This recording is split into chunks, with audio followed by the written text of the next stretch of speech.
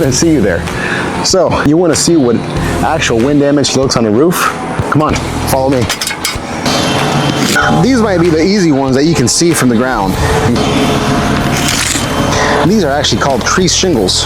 All right, so you can see there's a crease all around the top, or along the top.